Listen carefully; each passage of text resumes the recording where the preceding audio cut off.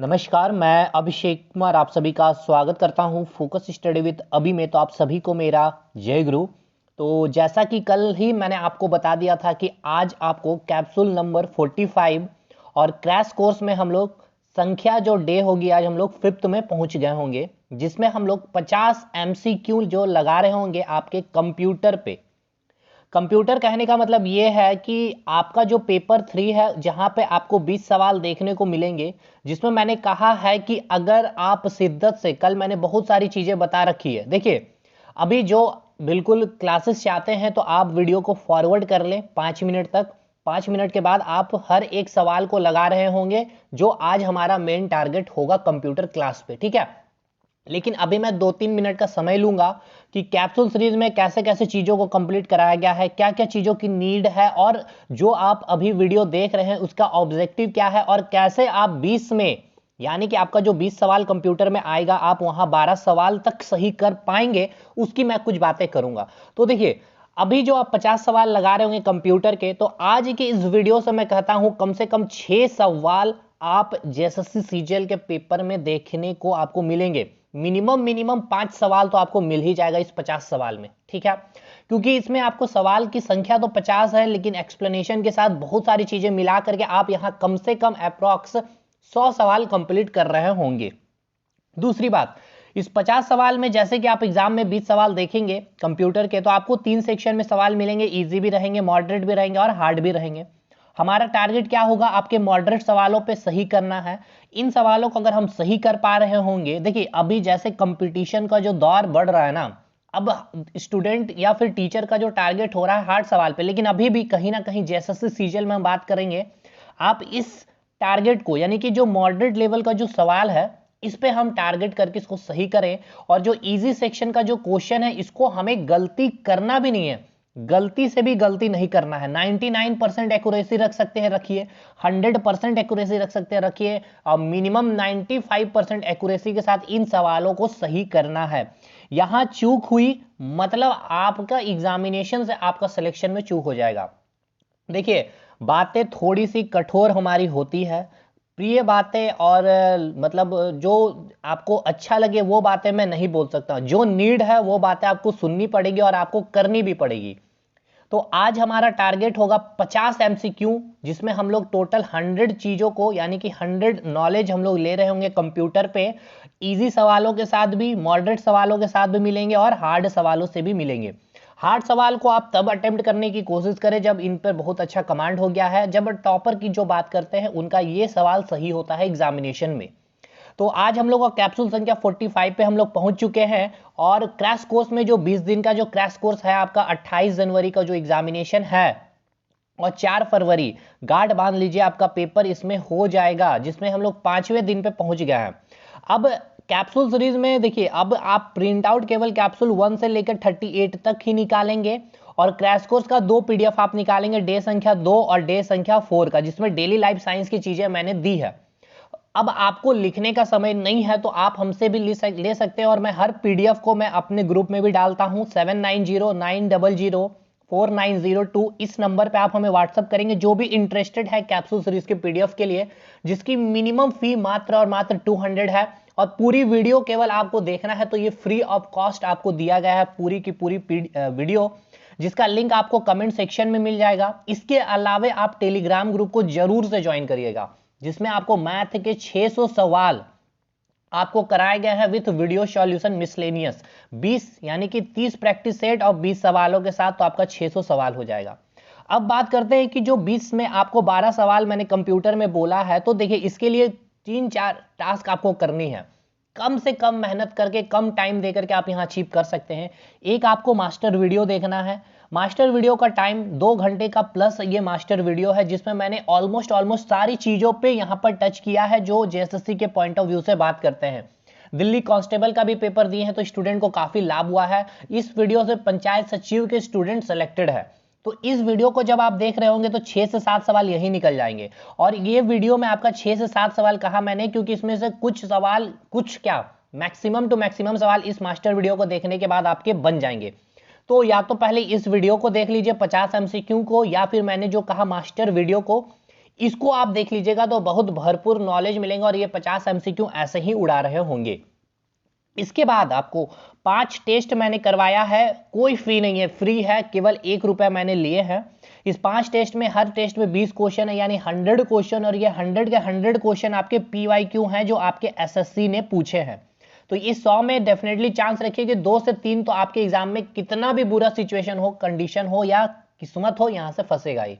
और कोई इन्वेस्टमेंट अगर करते हैं तो हमने टेस्ट सीरीज करवाया है 15 टेस्ट सीरीज, कंप्यूटर में 20 सेक्शन है और उस पर पूरा है आपका मैथ, रीजनिंग, साइंस सब कुछ है। तो मैं कंप्यूटर की बात करूं तो 15 टेस्ट आप देंगे तो 20 सवालों के साथ 300 सवाल आपको मिलेंगे, शानदार सवाल। तो यहां से भी डेफिनेटली मिनिमम टू मिनिमम 2 से 3 सवाल, तो इधर 2 से 3 उधर 5 टेस्ट लगाएंगे फ्री वाला 1 रुपया में, जो आपको एप्लीकेशन में मिलेगा।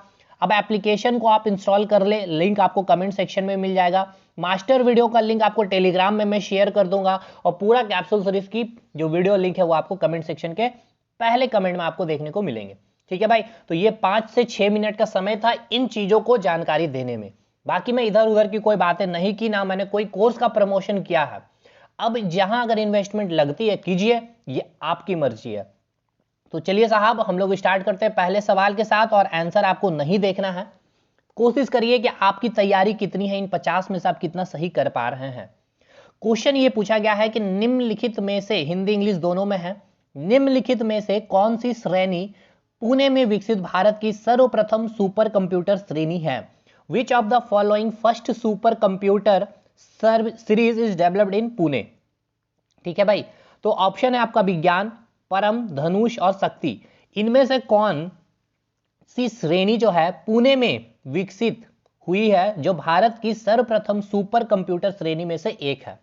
तो इसका सही उत्तर है आपका परम होगा। परम जो है, या फिर बोल सकते हैं परम जो श्रेणी है, जो सीरीज है, जो पुणे में विकसित हुई थी और ये भारत की सर्वप्रथम सुपर कंप्यूटर श्रेणी में से एक है। चलिए साहब, दूसरा सवाल पे अब हम लोग आते हैं। दूसरा सवाल आपसे क्या पूछा गया है? निम्नलिखित में से 1976, देखिए अगर पहला सवाल को बोला जाए तो ये इजी था, अब इसे टफ भी किया जा सकता है, मॉडरेट भी किया जा सकता है। आपसे ऐसे भी पूछा जा सकता है कि परम जो कंप्यूटर श्रेणी है, एक सुपर कंप्यूटर श्रेणी में से सर्वप्रथम सुपर कंप्यूटर श्रेणी में से एक है, जिसको विकसित किया गया था। अब इस जगह का नाम पूछा जा सकता है, तो याद रखेंगे पुणे में। तो ये एक मॉडरेट लेवल का ये सवाल बन जाएगा आपका। आगे के सवालों में मिलते हैं हम लोग।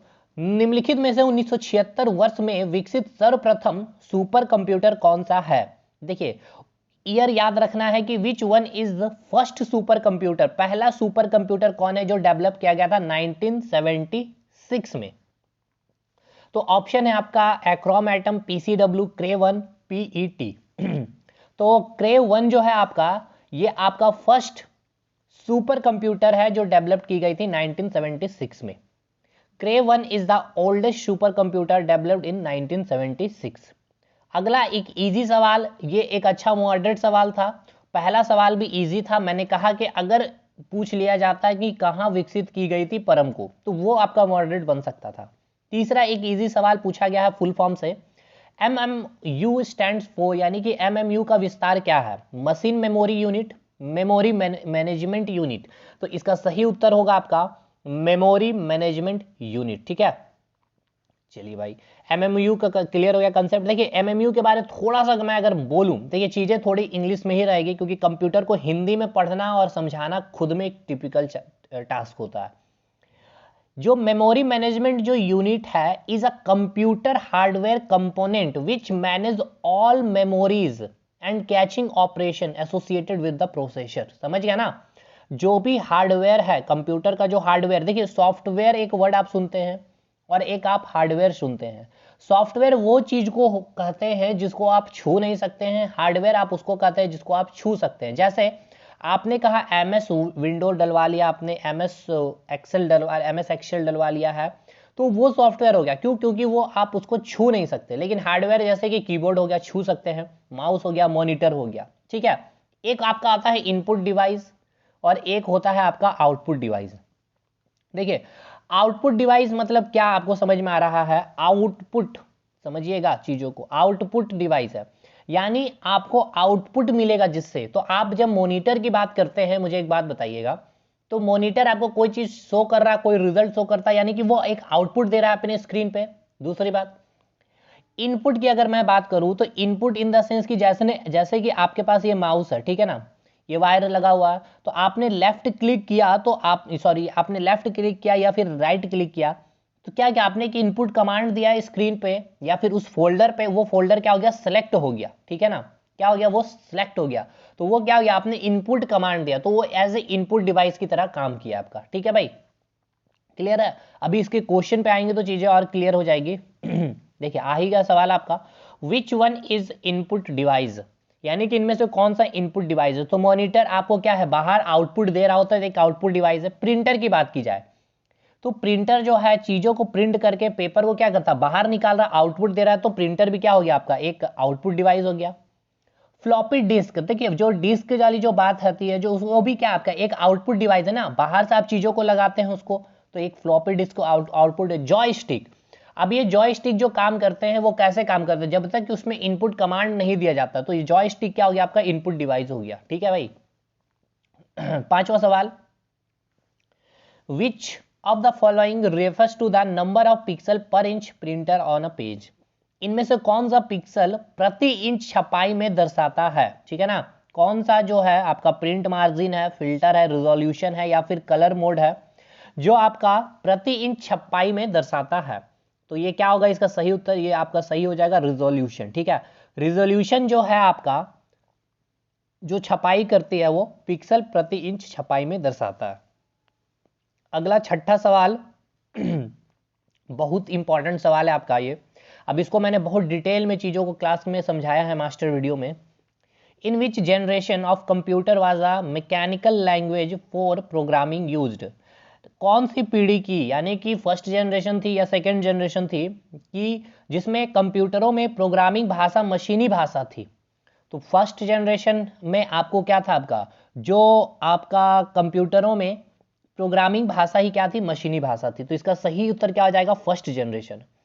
देखिए सेकेंड जनरेशन में क्या हुआ फिर आपका, फर्स्ट जनरेशन में तो आपको समझ में आ गया कि पहली पीढ़ी में कंप्यूटरों में प्रोग्रामिंग भाषा मशीनी भाषा थी, लेकिन सेकेंड जनरेशन में क्या हुआ, रिप्लेसमेंट हुआ वैक्यूम ट्यूब का। किससे रिप्लेसमेंट हुआ, ट्रांजिस्टर से। ठीक है, सेकेंड जनरेशन में। फिर थर्ड जनरेशन जब आया तो वहां इंट्रोडक्शन हुआ सेमीकंडक्टर चिप की, और फोर्थ जनरेशन में बहुत सारे इंटीग्रेटेड जो चिप थी उसको सिंगल चिप में कन्वर्ट किया गया। और इस प्रकार से डेवलपमेंट होते होते फिफ्थ जनरेशन जब आई तो वहां पर आर्टिफिशियल इंटेलिजेंस की यूज होने लग गई कंप्यूटर में, और इस पर अभी और भी ज्यादा डेवलपमेंट या फिर कहे तो R&D चल रही है।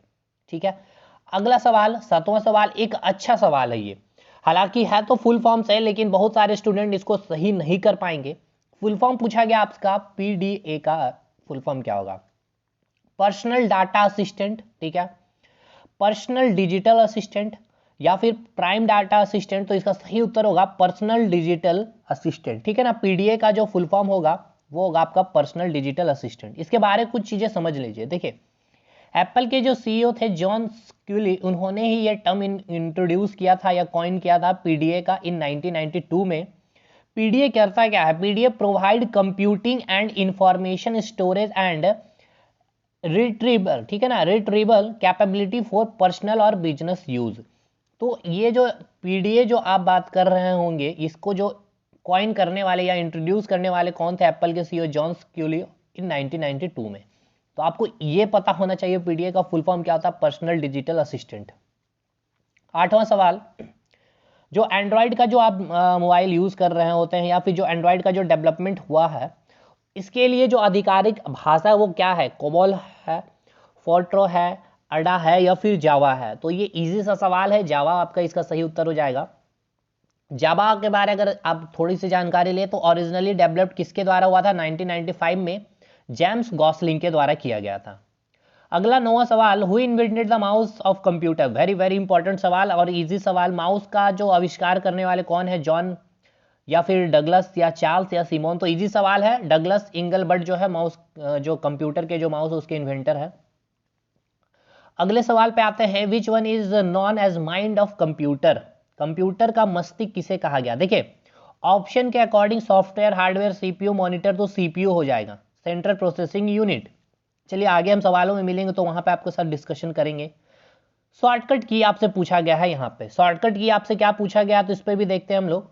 शॉर्टकट की पूछा गया है कि जब आप अल्ट प्लस इंटर का यूज करते हैं तो कौन सा फंक्शन यहाँ पर वर्क कर रहा होता है। एक प्रोग्राम से दूसरे तक जाने के लिए, चयनित आइटम की प्रॉपर्टी देखने के लिए, तो बिल्कुल अल्ट प्लस इंटर जब हम करते हैं तो जो प्रोग्राम को आपने सेलेक्ट किया है उसकी आप प्रॉपर्टी देख पाते हैं अल्ट प्लस इंटर से। ठीक है, तो देखिए शॉर्टकट की जो है आपका अल्ट प्लस इंटर यूज किया जाता है show the properties of selected item. अगले सवाल पे आते हैं, which of the following is the oldest browser of world. तो बिल्कुल इजी सवाल है, वर्ल्ड वाइड वेब जो है आपका सबसे पुराना वेब ब्राउजर है और इसका डेवलप्ड जो किया गया था सर टिम बर्नर्स ली के द्वारा 1990 में। ठीक है भाई, अगला सवाल 13वां सवाल पे हम लोग आते हैं, in a computer what is the name of high speed memory used. Easy सवाल आपका, अगर थोड़ा सा भी अगर यहाँ इन सवालों में अगर आप चूकेंगे, देखिए है सवाल इजी, क्योंकि इजी सवाल भी गलती आपसे होना ही है डेफिनेट। तो कंप्यूटर में प्रयोग की जाने वाली हाई स्पीड मेमोरी का क्या नाम है, तो कैच है, रैम है, BIOS हो गया या फिर हार्ड डिस्क हो गया। तो कैच इसका सही उत्तर हो जाएगा आपका। कैच के बारे में अभी आपके पास मिलूंगा और भी जानकारी के साथ। अगला सवाल आपसे पूछा गया है, which of the following key should be press simultaneously for highlighting the text to the default font.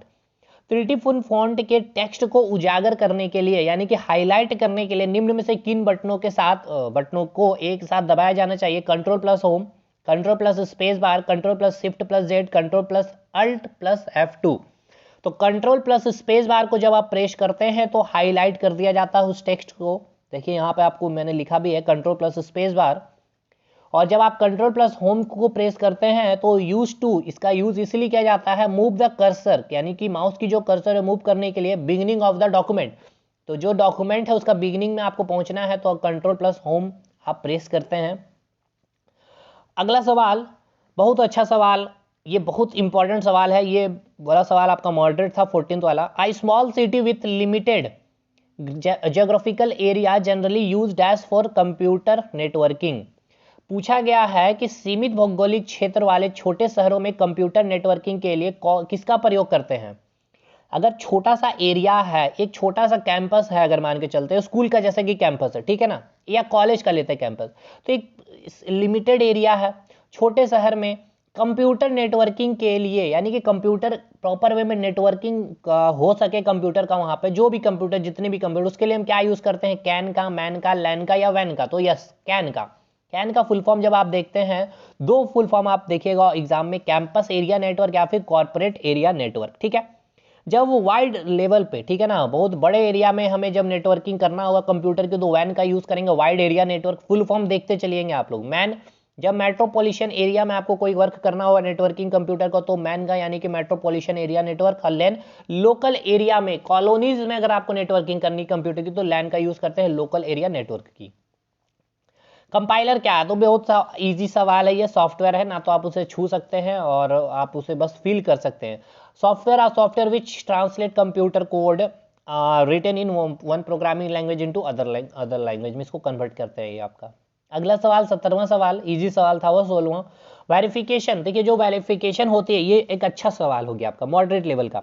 Verification of log n name and password is for, जो आप वेरिफिकेशन आपका किया जाता है एज अ लॉगिन नेम, बार बार आप जब लॉग आउट करते हैं और पासवर्ड डाला जाता है, किस लिए, authenticating the user, reconfirming the user, providing formal access to the user, या completing the formality of login.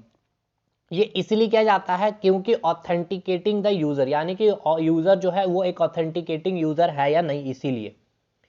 अब एक प्रोजेक्ट लोन है, ये हार्ड भी बोल सकते हैं, मॉडरेट भी बोल सकते हैं। अब जो ये पढ़ा ही नहीं होगा वो इसको बना ही नहीं पाएगा। प्रोजेक्ट एक लून है, इज अ सर्च इंजन, यानी कि जो प्रोजेक्ट एक लून प्रोजेक्ट है, ठीक है ना, is a search engine project bye, कौन किसके द्वारा प्रोजेक्ट किया गया था, प्रोजेक्ट लून, ये पूछा जा रहा है आपसे। जो प्रोवाइडिंग करेगा internet access to rural and remote area using high altitude helium filled balloon, यानी कि किसके द्वारा विकसित प्रोजेक्ट लून एक सर्च इंजन प्रोजेक्ट है जिसका उद्देश्य ऊंचे स्थान पर स्थित हीलियम से भरे गुब्बारों के प्रयोग से ग्रामीण और दूरवर्ती क्षेत्रों में इंटरनेट एक्सेस की सुविधा प्रदान करना है।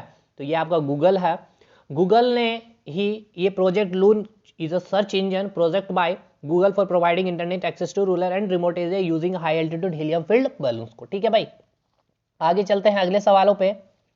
अगला सवाल आप इसको थोड़ा सा मॉडरेट लेवल पे ही इन सवालों को आप रख सकते हैं।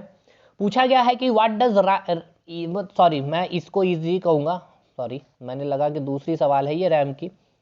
व्हाट डज रैम का आपका फुल फॉर्म पूछा गया है, रैंडम एक्सेस मेमोरी। ये बहुत इजी सवाल हो गया तो इस पर ज़्यादा समय नहीं देंगे और इसका थोड़ा सा ज्ञान हम लोग ले लेते हैं कि जो रैंडम एक्सेस मेमोरी है, RAM is a type of data storage use in computer that is generally located on the motherboard. देखिए यहीं पर मैं आपको बताना चाहूँ कि मैंने बताया कि कंप्यूटर का मस्तिष्क किसे कहते हैं, सीपीयू को। ऑलमोस्ट यही सही उत्तर होता भी है ऑप्शन में, लेकिन एग्जैक्ट देखेंगे तो हरा आपको कलर का एक प्लेट मिलता है कंप्यूटर को जब आप खोलेंगे, ये होता है मदरबोर्ड। यहीं पे आपको सब चीज़ लगा होता है, सीपीयू भी, आपका माउस का कनेक्शन, सब चीज़, चाहे आप डाटा लगाते हैं, डाटा केबल लगाते हो, पेन ड्राइव लगाते हो, जो भी।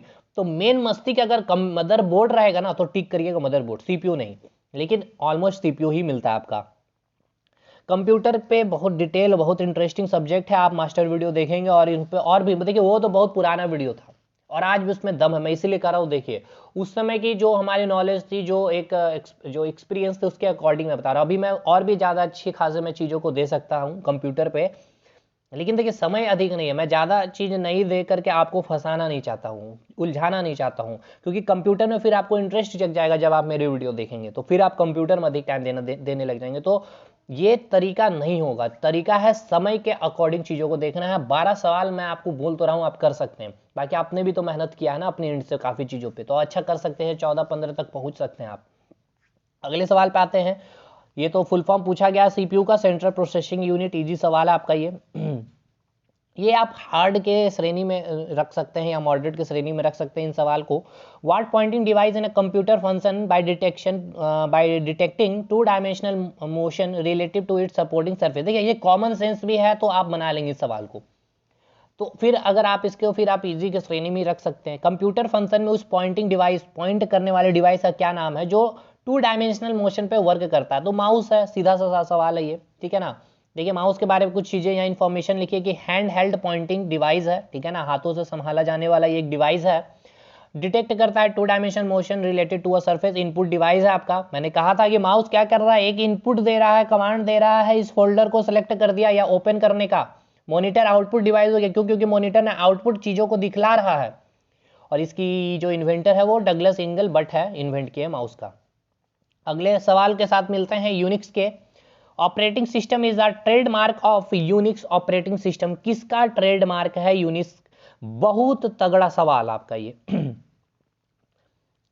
माइक्रोसॉफ्ट का है ये ऑपरेटिंग सिस्टम, या फिर बेल लेबोरेटरीज का है, एप्पल का है, मोटरोला का? कंफ्यूजन है स्टूडेंट्स को, वो टिक कर लेंगे एप्पल को। देखिए यूनिक्स जो ऑपरेटिंग सिस्टम है, ये ट्रेडमार्क आपसे पूछा गया तो बेल लेबोरेटरीज का ये ट्रेडमार्क है, ठीक है। देखिए और यूनिक्स जो होता है एप्पल मैक, जैसे कि आप माइक्रोसॉफ्ट में आप जो विंडोज़ को आप यूज़ करते हैं, ठीक है ना, ऑपरेटिंग सिस्टम है जो जनरली यूज़ किया जाता है इज ट्रेडमार्क होम कंप्यूटर में, जो आपका क्या है माइक्रोसॉफ्ट का है। उसी प्रकार बेल लेबोरेटरीज किसका हो जाएगा? एप्पल का हो जाएगा, ठीक है। सॉरी बेल लेबोरेटरीज में बोला, यूनिक्स जो आपका है मैक, एप्पल का मैक ऑपरेटिंग सिस्टम है जो मैक्सिमम सबसे ज़्यादा यूज़ किया जाता है एप्पल में। तो ट्रेडमार्क ये पूछा जा रहा है बेल किसका? यूनिक्स का। तो ये क्या बोलेंगे? बेल लेबोरेटरीज का है, ठीक है। जिस प्रकार विंडोज़ एक ऑपरेटिंग सिस्टम है, विंडोज़ जो जनरली यूज़ की जाती है, जनरली यूज्ड इन, कहाँ यूज़ किया जाता है? कंप्यूटर में। जो घरों में आप जो कंप्यूटर यूज़ किया जाता है उसमें मैक्सिमम या फिर जनरली यूज़ किया जाता है ना विंडोज़ का ही, जो किसका ट्रेडमार्क है? माइक्रोसॉफ्ट का। उसी प्रकार आपका जो ये यूनिक्स है, ये एप्पल में यूज़ होने वाला सबसे ज़्यादा मैक ऑपरेटिंग सिस्टम है, जो किसका ट्रेडमार्क है? यूनिक्स बेल लेबोरेटरीज का ट्रेडमार्क है। समझे कि नहीं समझे? गलती नहीं करेंगे भाई, मैं फिर से कह रहा हूं, आप लोग एप्पल टिक करके आएंगे, आपसे पूछा क्या जा रहा है समझिए। मैं इसको इसीलिए समझा रहा हूं क्योंकि ये इजी है, ये समझेंगे, ये समझ जाएंगे। आप विंडोज़ यूज़ करते हैं। विंडोज़ क्या है? एक ऑपरेटिंग सिस्टम है जो आप यूज़ करते हैं कंप्यूटर में, घरों में जो कंप्यूटर सिस्टम यूज़ करते हैं, करते हैं कि नहीं? ठीक है। तो ये विंडोज़ जो है किसका ट्रेडमार्क है? माइक्रोसॉफ्ट का है, ठीक है। उसी प्रकार आपसे पूछा है यूनिक्स ऑपरेटिंग सिस्टम जो है, ये ऑपरेटिंग सिस्टम ये जो यूज़ होता है एप्पल में, जिस प्रकार विंडो यूज़ हो रहा है कंप्यूटर में, ये यूनिक्स यूज़ होता है ऑपरेटिंग सिस्टम एप्पल में। लेकिन ये यूनिक्स किसका ट्रेडमार्क है? तो बेल लेबोरेटरीज का। टिक करते हैं एप्पल, बहुत बार आप लोग टिक करते हैं मुझे पता है, और ये गलती होती है। निम्नलिखित में से कौन सा एक वर्ड प्रोसेसर का उदाहरण नहीं है? देखिए ध्यान रखिएगा, पूछा गया है नहीं है। Which of the following is not an example of word processor? IBM, Lotus, Symphony, Microsoft Word, Google Docs, Microsoft Excel. Easy है, एक्सेल होगा। यहाँ पे पूछा नहीं है तो ये कोई वर्ड प्रोसेसर तो नहीं है आपका। माइक्रोसॉफ्ट एक्सेल में आप बहुत सारा काम कर सकते हैं, कैलकुलेशन रिलेटेड, ग्राफिकल आप काम कर सकते हैं, टूल, पाइवट टेबल वगैरह ये सब चीज़ें देख लीजिएगा, स्प्रेडशीट वगैरह आप तैयार कर सकते हैं। अगली सवाल, जब कंप्यूटर स्विच ऑन किया जाता है तथा ऑपरेटिंग सिस्टम हार्ड डिस्क से मेन मेमोरी में लोड होता है तो उस प्रक्रिया को क्या कहते हैं? बूटिंग कहते हैं। ठीक है, ये आप मॉडरेट रख सकते हैं। It is a startup sequence that starts the operating system of a computer when it is turn on. ठीक है ना, जब कंप्यूटर स्विच ऑन किया जाता है तथा ऑपरेटिंग सिस्टम हार्ड डिस्क से मेन मेमोरी में लोड होता है तथा ऑपरेटिंग सिस्टम हार्ड डिस्क से मेन मेमोरी में लोड होता है तो उस प्रक्रिया को क्या कहते हैं? बूटिंग कहते हैं। अगला सवाल, आंसर आपको दिख गया है लेकिन गलत बात है ये। निम्नलिखित में से कौन सा एक सबसे आरंभिक कंप्यूटर नहीं है? एटलस, लियो, इनिक और लिंक। तो इनिक्स जो हो जाएगा ENIAC, जो आपका was the world first general purpose electronic digital computer है। It was announced in 1946।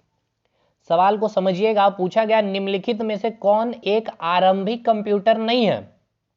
तो ENIAC जो है आपका आरंभिक कंप्यूटर नहीं होगा। ठीक है ना, ENIAC। अब इसके बारे में मैंने बहुत सारी चीज़ों को समझाया, तो आप उसे एक बार क्लास में देखिए, मास्टर वीडियो में। अब देखिए ENIAC के बारे में, was the world first general purpose electronic digital computer है। ठीक है ना, वर्ल्ड लेवल पर अगर पूछा जाएगा जनरल पर्पस कम इलेक्ट्रॉनिक डिजिटल कंप्यूटर कौन है, तो ENIAC है, जो अनाउंस किया गया था 1946 में। LEOI जो हो गया, लाइनस इलेक्ट्रॉनिक ऑफिस 1, लियो 1 जो है आपका, was the first computer use for commercial business application in 1951। तो पूछा जाएगा अगर commercial business application first computer में जो यूज किया गया था, लियो 1। First general purpose electronic digital computer अगर आपसे पूछा जाएगा तो ENIAC हो जाएगा वर्ल्ड लेवल पे। Atlas computer was one of the first, world first super computer आपसे पूछा जाएगा वर्ल्ड में कौन है, तो एटलस है।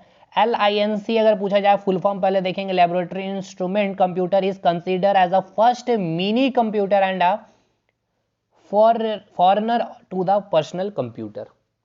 तो देख लेंगे सवाल क्या पूछा गया, ये चारों इंपॉर्टेंट ऑप्शन भी आपका।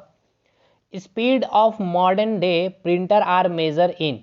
ठीक है ना, आधुनिक प्रिंटर जो अभी आप लेटेस्ट प्रिंटरों को आप जो देखते हैं, तो प्रिंटर की गति को मापने के लिए निम्नलिखित में से कौन सी इकाई का प्रयोग किया जाता है, ये आपसे पूछा गया है। ठीक है, तो पेज पर यूनिट इसका सही उत्तर होगा।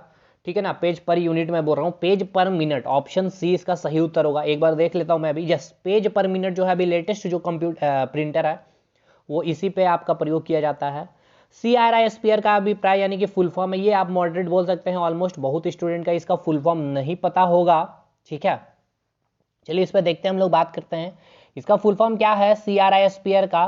तो इसका फुल फॉर्म जो है cluster regularly interspace short palindromic repeats. ठीक है ना, ये इसका फुल फॉर्म हो जाएगा, ये आपको याद करना पड़ेगा।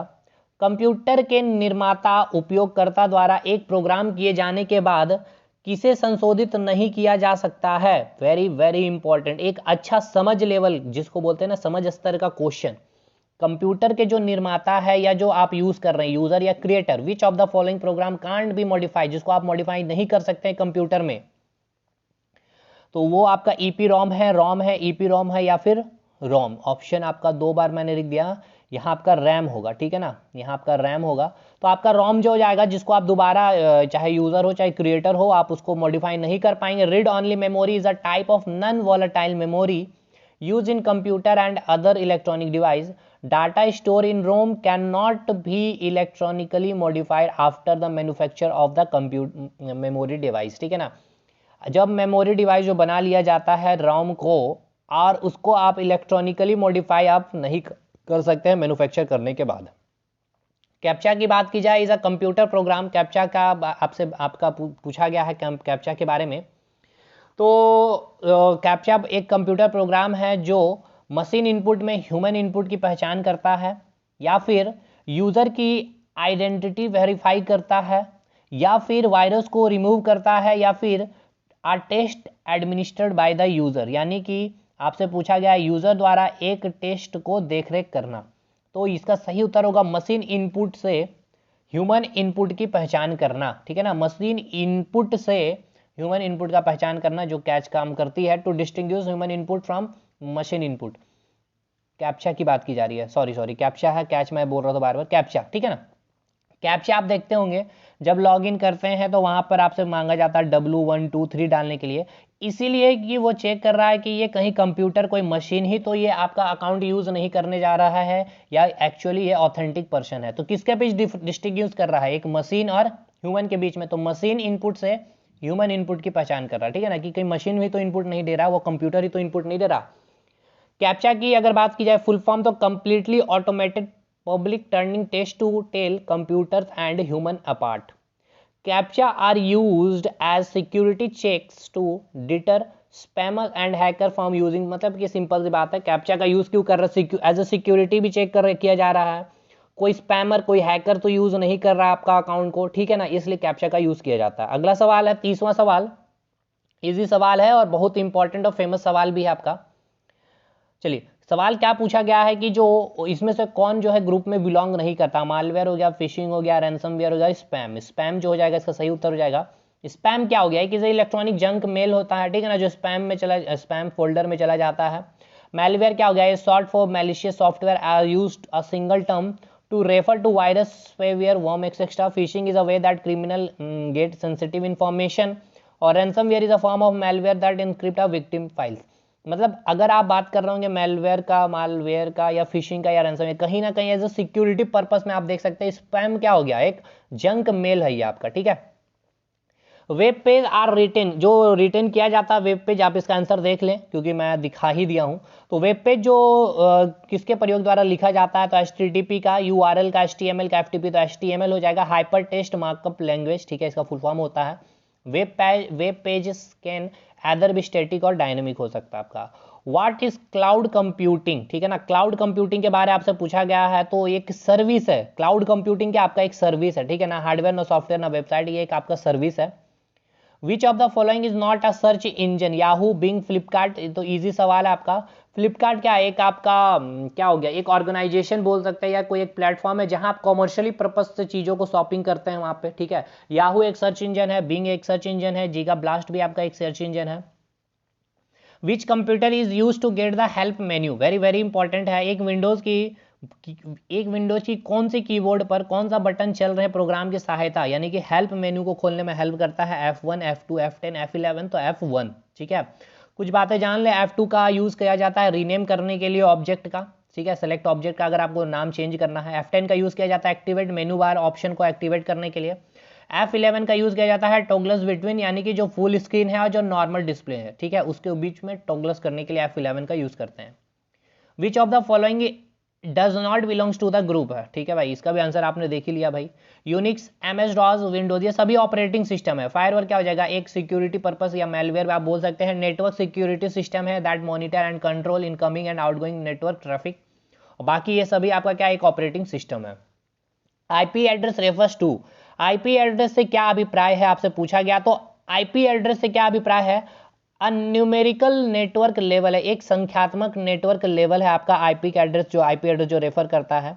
The function of BIOS is to, देखिए द फंक्शन बाय BIOS का क्या है, initialise the system hardware component, ठीक है, initialise the system hardware component, system hardware के पुर्जों को आरंभ करना, ठीक है, या फिर अपडेट द सिस्टम, सिस्टम को अपडेट करना, ठीक है, या फिर आपका इंश्योर करना सिस्टम परफॉर्मेंस, सिस्टम के प्रदर्शन को सुनिश्चित करना, या फिर आपको save the system from crashing, system को क्रैश होने से बचाना। देखिए BIOS का पहले तो फुल फॉर्म जानिए क्या होता है, बेसिक इनपुट आउटपुट सिस्टम, बहुत इंपॉर्टेंट है ये full form.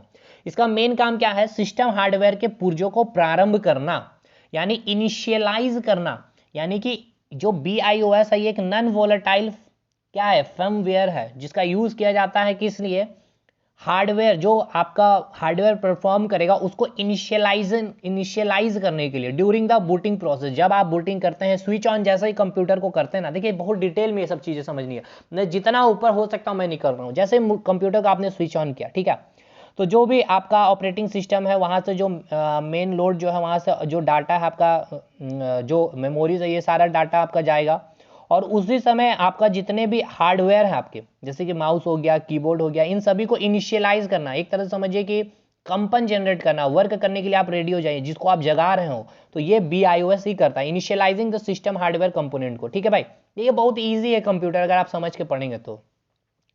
Which one is correct, आपका ये भी एक टाइप का एक सवाल बनेगा आपको। तो 1 गीगाबाइट का आपसे पूछा गया तो 10 लाख किलोबाइट हो जाएगा 1 गीगाबाइट, ईजी सवाल है आपका। देखिए 1 गीगाबाइट अगर केबी में पूछा जाएगा तो 10 लाख किलोबाइट हो जाएगा, इकाई दहाई सैकड़ा हज़ार 10,000 लाख, ठीक है 10 लाख। और 1 GB इक्वल्स टू बाइट में पूछेगा तो याद रखिएगा, ये नंबर आप याद रखेंगे आप, ठीक है। कितना जीरो है, 9 जीरो होगा आई थिंक, मेरे ख्याल से 1 2 11 होगा, 9 होना चाहिए, 3 4 5 6 7 8 9, ठीक है। विच वन, ये एकदम याद रखिएगा, ये सब किलो बाइट, बाइट, केबी, ये सब चीज़ आपको याद रखना है। विच key on a window keyboard, देखते हैं अगर हम कंप्यूटर का सेशन और कर लें 4-5 तो बहुत कुछ हम आपका कवर करवा देंगे दोस्त। Which key on a Windows keyboard set to full screen mode in most browser, देखिए ये मैंने अभी आपको करवाया था, देखिए रिपीटेशन है, F11 आपका जो हो जाएगा सही उत्तर हो जाएगा। Is use to save as Windows in the Microsoft Word, अभी आपको मैंने कीबोर्ड का वाला की शॉर्टकट की बताया था। Which of the following statement is true with respect to ASCII, देखिए ASCII के संबंध में निम्न कौन सा कथन सत्य है आपसे पूछा गया है। तो एक प्रोग्रामिंग लैंग्वेज है ASCII chat is not for decimal, यानी कि ASCII चैट डेसिमल के लिए नहीं है। American security code for information interchange, American security code for information interchange है, कैरेक्टर इनकोडिंग स्कीम है, ठीक है। तो इसका सही उत्तर क्या हो जाएगा, एक कैरेक्टर इनकोडिंग स्कीम है, क्या है इसका सही उत्तर। तो यस, ये जो आपका कथन सत्य है, आपका क्या बोल सकते हैं आप, यस ये आपका ऑप्शन डी ही सही होगा, कैरेक्टर इनकोडिंग स्कीम ही इसका सही उत्तर होगा। सबसे पहले ये जान लीजिए ASCII का फुल फॉर्म आपसे बहुत बार पूछा जाता है, American standard code for information interchange होता है। और जो आपका ASCII है आपका, it is a character encoding standard for electronic communication, जो इलेक्ट्रॉनिक कम्युनिकेशन करते हैं, यानी कि ई कम्युनिकेशन जो हम कर रहे हैं आपसे वीडियो के थ्रू कर रहे हैं, ई इलेक्ट्रॉनिक कम्युनिकेशन कर रहे हैं, तो ये जो कम्युनिकेशन जो कर रहे हैं ना, इलेक्ट्रॉनिक कम्युनिकेशन कर रहे हैं, इसमें जो इनकोडिंग स्टैंडर्ड जो किया जा रहा है जो कैरेक्टर का, वो आपका ASCII ही करता है, ठीक है, इस तरह से आप समझेंगे। लाइट पेन क्या है आपका, तो लाइट पेन क्या है आपका pen to write in the dark, option C इसका सही उत्तर हो जाएगा। लाइट पेन क्या है, लाइट पेन जो आता है pen to write in the dark में लिखने के लिए यूज करते हैं हम लोग। व्हाट इज लैन, इस तरह से याद रखेंगे, what is LAN in computer language, मैंने अभी बताया है लोकल एरिया नेटवर्क, इसका फुल फॉर्म हो जाएगा।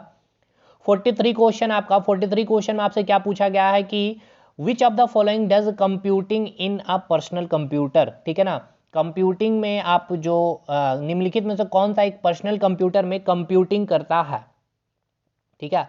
तो इसका सही उत्तर हो जाएगा CPU, ठीक है, मदरबोर्ड, रैम और BIOS, तो CPU इसका सही उत्तर हो जाएगा।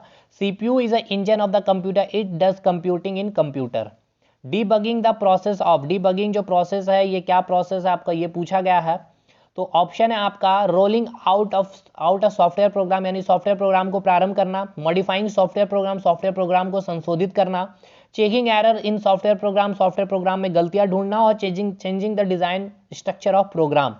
तो क्या करता है डीबगिंग, डीबगिंग काम क्या है, सॉफ्टवेयर प्रोग्राम में गलतियां ढूंढना, होप शो यही होगा, मुझे भी कंफर्म नहीं है बिल्कुल। Debugging checking error in software programme, देखिए डीबगिंग जो होता है ना, जो सॉफ्टवेयर में जो भी एरर है जो प्रोग्राम में उसको गलतियों को खोजता है, डीबगिंग कर जो आपका प्रोसेस है। इसका आंसर आपने देख लिया होगा। चलिए ये बहुत पुराना क्वेश्चन है, personality of the year cow को किसके द्वारा पर्सनैलिटी ऑफ द ईयर 2015 का दिया गया था, तो याहू इंडिया के द्वारा दिया गया था। Full form of TCP, very very important, transmission control protocol, ठीक है ना, ट्रांसमिशन कंट्रोल प्रोटोकॉल इसका फुल फॉर्म हो जाएगा ऑप्शन ए TCP का। What is cache memory, cache memory क्या है आपका, EROM है, EPROM है, रैम है या फिर रोम है, दे बताइए। कैच मेमोरी आपका क्या होगा, आपका एक रैम है आपका, ठीक है ना। Cache memory is a special high speed memory use to speed up and synchronising with central processing unit. जब आप कैच को पूरा ये कर देते हैं, डिलीट कर देते हैं, तो जो आपका CPU है बहुत ही हाई स्पीड में वर्क करना लगता है, आप मोबाइल में भी देखते हैं। कंप्यूटर एक मोबाइल एक कंप्यूटर ही है दोस्तों, ठीक है ना, जो कंप्यूटर बड़ा ये मोबाइल आपका छोटा सा है, बस बाकी ये सब चीज़ें जब आप कंप्यूटर पढ़ते हैं तो आपको बताया जाता है। व्हाट इज़ एमएस ऑफिस क्या है? एमएस ऑफिस क्या है आपका? एक सॉफ्टवेयर है, एप्लीकेशन सॉफ्टवेयर है। ये आपका ऑप्शन 20 का सही हो जाएगा। 49वां सवाल, आईसीटी फुल फॉर्म। अच्छा, वेरी वेरी इंपॉर्टेंट सवाल आपका। आईसीटी का फुल फॉर्म क्या है आपका? तो इंटरनेशनल कम्युनिकेशन टेक इंटेलिजेंस, चलिए आंसर आप देख लिया आपने। इंफॉर्मेशन एंड कम्युनिकेशन टेक्नोलॉजी इसका फुल फॉर्म है आईसीटी का, ये याद रखिएगा। अगला और अंतिम सवाल ये आप कमेंट करके बताइए। मैंने बताया है बीआईओएस का फुल फॉर्म क्या होता है, बीआईओएस का। तो देखिए आपने 50 में कितना सही किया ये भी मुझे बताइए, और इस 50 सवाल को कम से कम 2 बार जरूर देखिएगा चीज़ों को समझ करके, ठीक है? क्योंकि आपने कंप्यूटर अगर पढ़ा है तो कोशिश मैंने किया जितना कम समय में चीज़ों को मैं डिलीवर कर पाऊँ। बाकी और भी कंप्यूटर की मैं चीज़ें लाऊंगा, होप शो। मैं फिजिक्स, केमिस्ट्री और बायोलॉजी का कुछ चीज़ें और कंटेंट लाऊं, उस पर भी मैं वर्क कर रहा हूँ। डेली लाइफ साइंस पे भी मैं कर रहा हूँ, ठीक है भाई? तो इसका फुल फॉर्म अब हमें कमेंट करिएगा, और भी सेशन को जरूर से लाइक करिएगा, क्योंकि देखिए इन सारी चीज़ों को लिखना थोड़ा मेहनत लगता है। इसकी पीडीएफ मैं ग्रुप में डाल दूंगा ताकि आप रिवाइज कर पाएँ। मिलते हैं हम लोग अगले वीडियो में, तब तक के लिए धन्यवाद।